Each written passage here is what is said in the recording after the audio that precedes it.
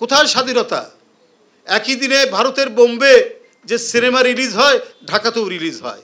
এটা কি স্বাধীনতার নমুনা? যে গণতান্ত্রিক অধিকার পাকিস্তানিরা দিতে চায়নি, এটাই মুক্তিযুদ্ধের টার্ন নিল। কিন্তু এইটা এড়িয়ে যান, কারণ আপনারাও গণতন্ত্র বিরোধী শক্তি, আপনারা গণতন্ত্র হত্যাকারী শক্তি। এমন এক অকুতোভয় মুক্তিযোদ্ধা যে তৎকালীন আজকের যে বাংলাদেশ, তার একটা সীমান্তের পাশের একটা বড় অংশ স্বাধীন রেখেছিলেন রৌমারীতে।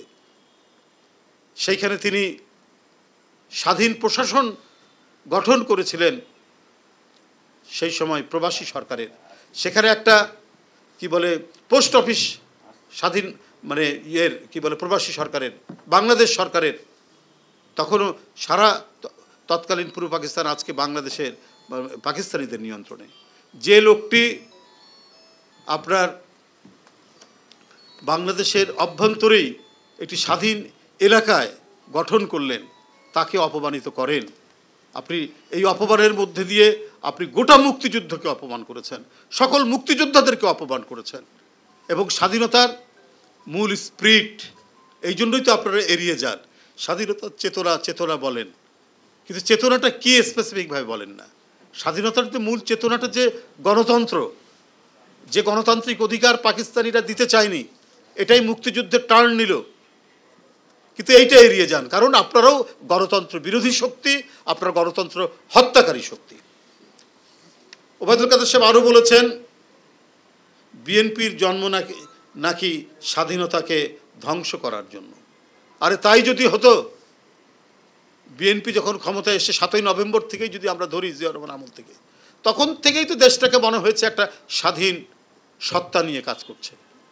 আমরা খাদ্যে স্বয়ংসম্পূর্ণ হয়েছি, নিজেরা খাল কেটেছি। যে দেশটা একটা ভিক্ষুকের ঝুলিতে পরিণত হয়েছিল, বটমলেস বাস্কেট হয়েছিল, সেখান থেকে উত্তরণ ঘটেছে। এগুলো হচ্ছে ওরা বলে, ওবায়দুল কাদের সাহেবরা বলেন, এক ধরনের মানসিক অশান্তি থেকে, এক ধরনের অনুশোচনা থেকে তারা এই কথাগুলো বলেন। আমাদের শিক্ষা, সংস্কৃতি, অর্থনীতি সব স্বাবলম্বী হচ্ছিল। আর এখন কি? কোথায় স্বাধীনতা? একই দিনে ভারতের বোম্বে যে সিনেমা রিলিজ হয়, ঢাকাতেও রিলিজ হয়। এটা কি স্বাধীনতার নমুনা? আমাদের শিক্ষা, সংস্কৃতি, আমাদের রাজনীতি, অর্থনীতি আমাদের মতো করে সেটা স্বাধীন সার্বভৌম দেশের সমৃদ্ধশালী হিসেবে গড়ে উঠবে। ওবায়দুল কাদের সাহেব, এইটা আপনি স্বাধীনতার কথা বলেন? আপনারা ক্ষমতায় আসার পর থেকে মনে হয়েছে যে আমরা বোধহয় একটা পরাধীন দেশে বাস করছি, আমরা একটা পরনির্ভরশীল একটি দেশে আমরা বাস করছি।